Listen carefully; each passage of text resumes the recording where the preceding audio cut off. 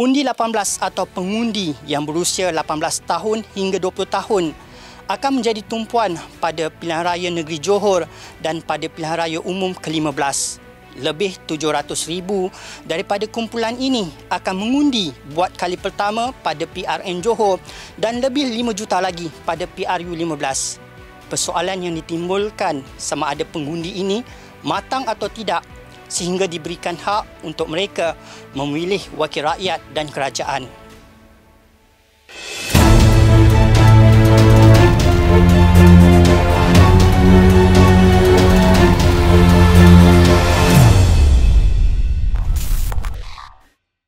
Pada usia 18 tahun tu sebenarnya sudah tentulah mereka tidak matang dari segi politik, ya, sebab 18 tahun tu kalau lepas SPM baru 17 tahun, tetapi 18 tahun, 19 tahun tu masih lagi dalam peringkat sekolah, mereka-mereka yang berada di tingkatan 6.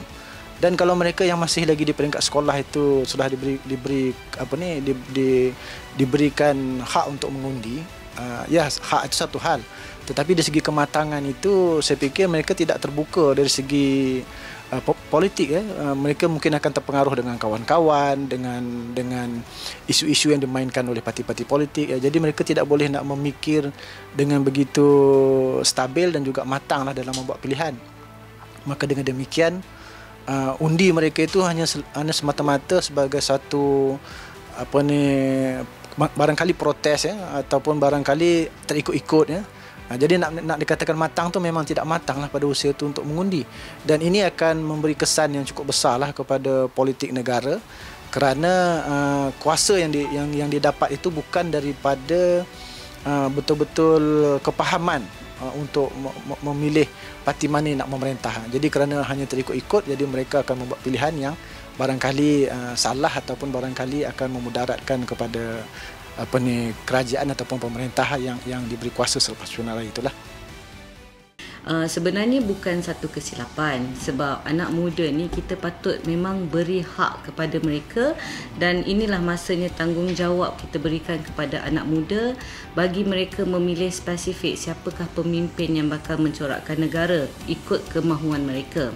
Akan tetapi kita kena lihat dalam konteks undang-undang pun 18 tahun ni sebenarnya dia dah mencapai umur kedewasaan ataupun kita panggil age of majority. Jadi mereka ni memang berhak ataupun layak untuk mengundi. Tetapi bagi saya still berpendapat mereka perlu dipandu dan dididik dengan ilmu pengetahuan kenapa perlunya mereka mengundi, tambah pula supaya mereka akan mendapat itu kita panggil ilmu pengetahuan tu sehingga ke tahap yang wise dan bijaksana dalam membuat keputusan. Even baru-baru ni kita boleh lihat ketika anak muda berkumpul kan dalam lebih kurang 100 orang, tetapi kita tak boleh ambil the number, it's like macam untuk mewakili seluruh anak muda. Usia awal 17 tahun kita dah boleh lesen memandu, angkat senjata perang masuk ATM pun seawal 18 tahun. Jadi by definition dan by physically mereka memang matang. Kalau kita takut, mereka takkan undi kita tak nak bagi dia undi, that's not fair lah. That is not been barisan punya style lah dari dulu. Sebab kita siapa-siapa yang layak mengundi, saya rasa patut dibagi Barisan Nasional punya point patut dibagi hak untuk mengundi. Even dari dulu bila mereka cakap sebelum PRU 14 dia cakap nak campaign period longer, Barisan allow, nak undi postal, Barisan Nasional allow, benda-benda yang untuk kebaikan pengundi dekat luar tu dibenarkan. MIC 18 tahun dah dekat lebih daripada 6-7 tahun dah, 18 tahun dia dah boleh jadi ahli. So kita dah tengokkan benda ni dari awal dah. Saya berpendapat lain sikit, sebab bukan saya cakap dia tidak matang, tapi boleh senang di-influence lah. Saya rasa kebatangan tidak berlandaskan umur. Saya kenal orang yang lebih tua, kawan-kawan saya memang sudah 30 lebih, 40 lebih, tapi perangai dengan kematangan macam kanak-kanak lagi. Saya rasa dengan internet, dengan kecanggihan teknologi sekarang, dengan media sosial, anak muda kita serap exposed to the whole world at a much younger age compared to mungkin generasi yang lalu kita dekat secondary school semua kan, primary school kita semua tak ada internet, tak ada smartphone. So apa yang mereka go through in life, what they're exposed to, mungkin ada yang boleh kata belum matang lagi, tapi for majority age bukan a trigger for kematangan. Bagi kumpulan Undi 18, jangan perlikihkan kematangan mereka untuk memilih wakil rakyat dan kerajaan. Mempersoalkan kematangan itu seolah-olah menghalang hak yang telah pun diberikan oleh perlembagaan, dan mereka menegaskan kejatuhan kerajaan pada pilihan raya yang lalu bukan disebabkan oleh golongan muda sahaja. Benda ni selalu orang tanya dekat luar. Dia akan tanya sama ada mahasiswa belia umur 18 sampai 20 ni matang atau tak matang, matang tak matang. Tapi persoalannya bagi saya, adakah adil untuk kita bertanyakan soalan begitu? Sebab seolah-olah dengan soalan macam tu kita nak menafikan hak belia umur 18 hingga 20 tahun ini untuk mengundi. Sedangkan kalau kita tengok dalam arena politik semasa, pengundi ini terdiri pada pelbagai pola. Contohnya komuniti orang asli, komuniti pendalaman juga tidak mempunyai kematangan dalam membuat keputusan politik. Kan dalam banyak-banyak kajian, mereka adalah tempat-tempat yang kita kategorikan sebagai fixed deposit untuk sesuatu parti. Jadikah, adakah disebabkan keadaan mereka begitu menyebabkan kita perlu untuk menafikan hak mereka? Tidaklah.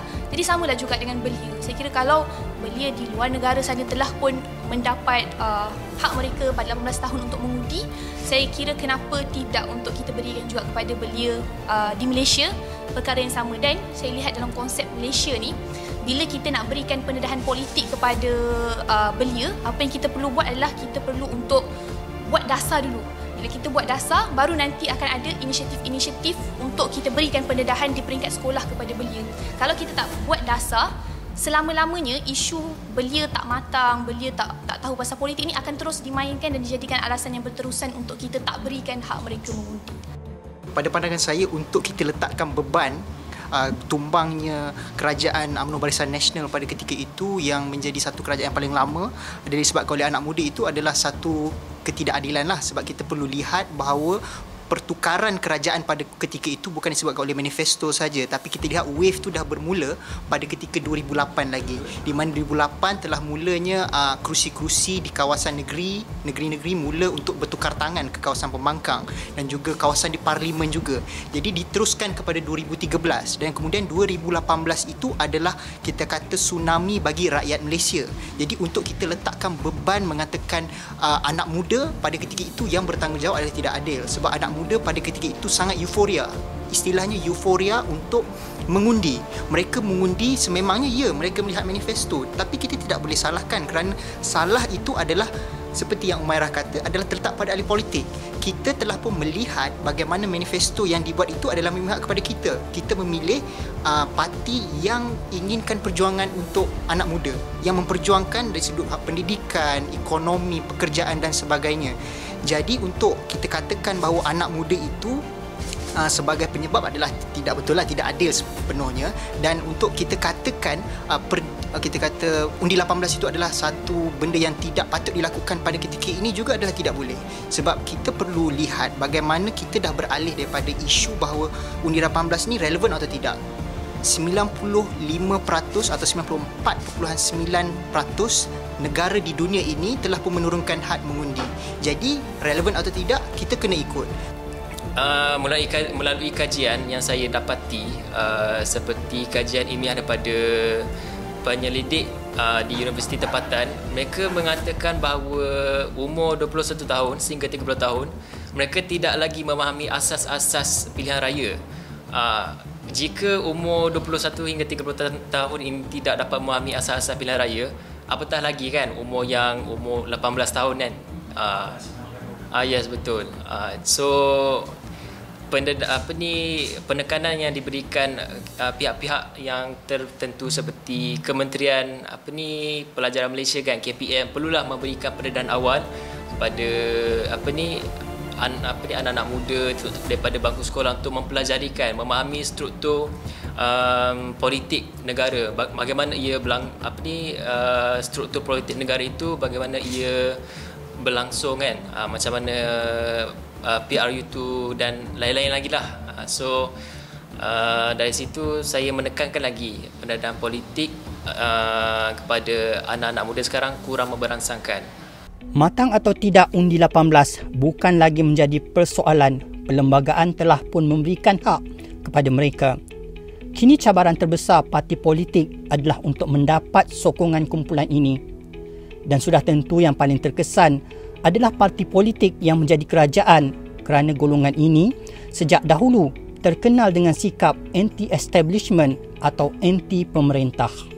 Sebenarnya sejarah untuk membolehkan undi 18 itu dibenarkan itu sebenarnya sejarah perjuangan parti pembangkang PAS, PKR, DAP.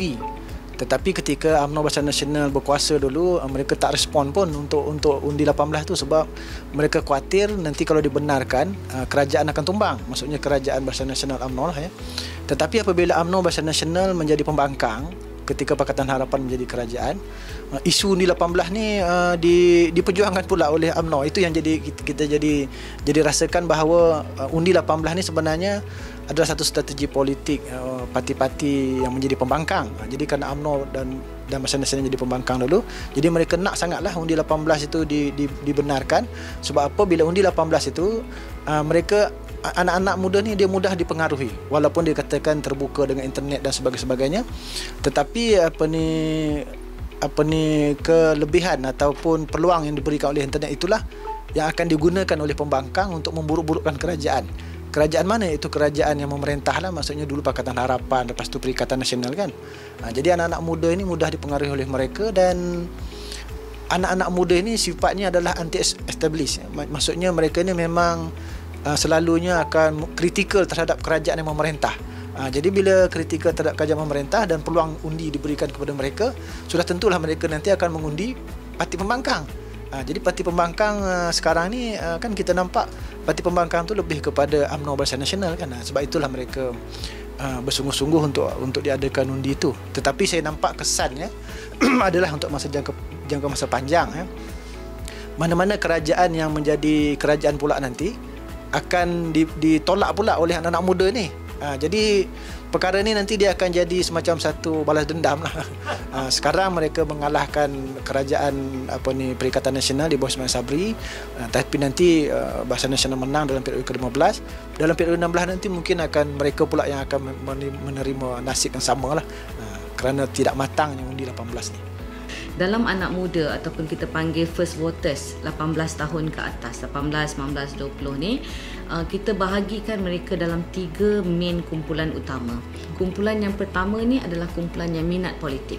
Okey, minat politik tu for example macam kita sedari kecil didedahkan dengan politik because of our parents background, mak bapak kita, saudara mara kita. Sebab tu kita minat politik. Dan sebagai contoh, saya masuk politik UMNO ni pun sedari umur 18 tahun. So kita golongan yang minat.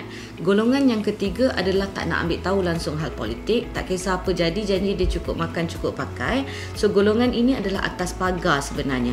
Ini yang pada PRU 14 lalu kita kalah akibat daripada golongan atas pagar ini, kerana golongan ini mudah dihasut, mudah terpedaya. Apapun yang penting adalah parti politik perlu tahu apa yang dimahukan oleh kumpulan ini. Mereka tidak mahu lagi janji-janji manis tetapi kosong yang ditaburkan dalam manifesto. Kalau saya sebagai pengundi muda, apa yang saya mahukan daripada parti politik ni dengan adanya kuasa pada belia adalah perubahan ataupun apa sebenarnya pandangan mereka ataupun apa view mereka untuk Malaysia pada 20 tahun ataupun berpuluh tahun akan datang. Sebab kami semua gunakan media sosial kan. Jadi kalau dekat media sosial sekarang viral berkaitan ucapan daripada Jokowi yang macam memperlecehkan negara jiran lah, kiranya kita lah, berkaitan Indonesia sekarang bergerak ke hadapan, Malaysia mundur ke belakang, kata dia. Jadi sebagai belia, apa yang kami harapkan sebenarnya adalah apa yang parti-parti politik ini boleh janjikan dan boleh berikan kepada kita untuk membina Malaysia yang akan datang. Sebab kalau saya sendiri sebagai pengundi muda, bila saya lihat arena politik semasa, dia timbul satu kerisauan. Sebenarnya apa yang generasi sekarang, yang elitis-elitis politik di atas ni, apa yang mereka ingin tinggalkan kepada kita sebagai belia? Adakah pada ketika kita telah dewasa nanti, Malaysia yang tinggal untuk belia ni adalah Malaysia yang dah mundur atau Malaysia yang macam mana? Jadi bagi saya sebagai belia, apa yang kami harapkan daripada parti politik adalah pandangan jauh, bukan sekadar sikap populis yang hanya ada isu, respon. Ada isu, respon. Kita lebih mengharapkan satu pandangan jauh tentang ke mana Malaysia 20 tahun akan datang. Okey, bagi saya sangat mudah dan dasar lah apa yang kita nak. Macam kalau tanya kepada anak muda yang mungkin sedang makan dekat meja makan di Medan Selera macam mana pun, mereka nak tanya apa yang saya boleh dapat setelah saya habis belajar. Boleh ke saya bekerja terus? Boleh ke saya bekerja dengan gaji yang wajar? Gaji yang kita kata bukan minimum wage, tapi gaji yang wajar tu kalau saya duduk di Bangi, boleh ke saya bayar kenderaan, bayar utility, bayar sewa rumah dan segala-galanya. Isu-isu dasar ini, jikalau kita lihat pentas politik pada ketika ini memperdebatkan isu ini, saya rasa itu akan menarik anak muda. Mereka tak nak lagi dengar isu perkauman. Mereka tidak mahu lagi mendengar isu agama-agama yang mendahului parti politik macam mana pun. Bagi saya mereka letih. Itulah yang menyebabkan mereka fatigue. Mereka letih dan mereka rasakan mereka dah tak ada harapan. Jadi jikalau mana-mana parti politik yang berjaya membawa diskusi berbentuk dasar, yang membawa diskusi berbentuk kita kata isu rakyat atau isu yang di meja makan mereka sendiri, itulah yang akan menarik anak muda. Jadi anak-anak muda ni dia nak akan stabil lah. Kalau tak stabil macam ni macam mana kan? Maksudnya nak berniaga pun payah, nak kerja pun payah. Kemudian dasar kerajaan kejap berubah-ubah kan?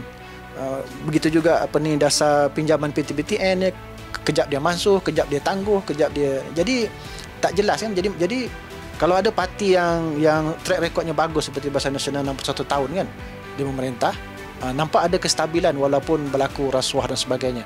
Jadi dalam PRU ke-15 dan juga PRN di Johor, isu rasuah kalau dimainkan oleh Parti Pembangkang itu tak ada kesan. Tak ada kesan kerana mereka nakkan kestabilan. Kenapa Barisan Nasional berani? Kenapa UMNO berani membubarkan DUN di Johor? Kerana mereka faham situasi itu yang dikatakan momentum tu. Momentum tu atau berdasarkan kepada teori pendulum, dia kalau satu mula tumbang terus. Dia tidak boleh naik. Nak tunggu naik nanti makan masa lah ya. Makan masa mungkin 7-8 tahun selepas inilah waktu sekarang. Dan mereka menegaskan meletakkan calon muda hanya untuk memancing undi 18 tidak akan berkesan. Di Sabah, PBRS meletakkan Wilson Yanggun berusia 23 tahun dan di Melaka, PKR meletakkan mahasiswa Farzana Hayani Muhammad Nasir 21 tahun. Kedua-duanya tewas dan mereka menegaskan undi 18 tidak akan berpihak kepada satu-satu parti. Sejarah jujurnya memang akan ada yang melihat apabila isu undi 18 ini bermula, dia memihak kepada golongan parti, koalisi Pakatan Harapan lah.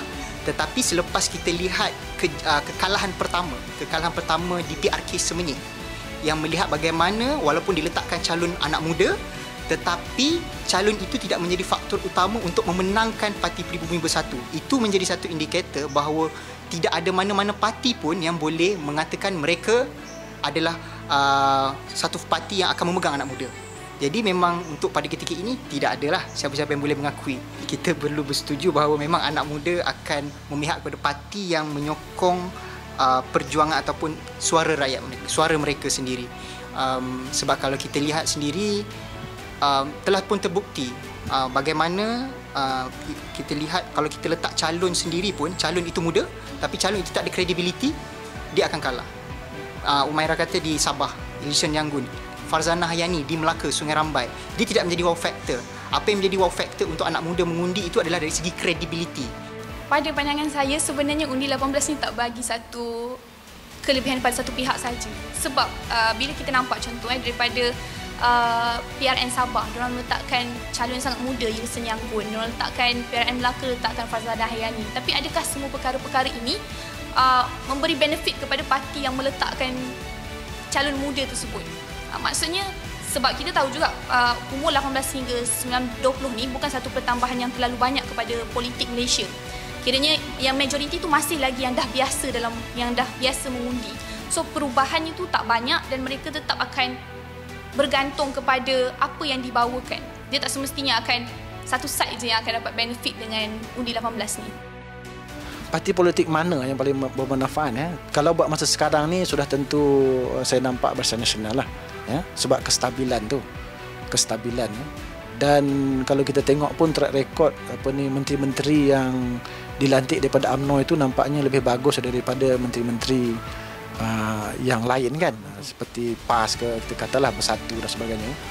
Dan Bersatu tu pun sebenarnya orang UMNO juga kan, cara kerja dia sama macam UMNO. Sebab apa? Sebab dia UMNO, cuma dia atas nama Bersatu tu kerana mereka dulu lompat sebab waktu itu Pakatan Harapan menjadi kerajaan kan, dan nak menguatkan Muhyiddin, jadi mereka makin banyak masuk ke dalam dalam UMNO kan.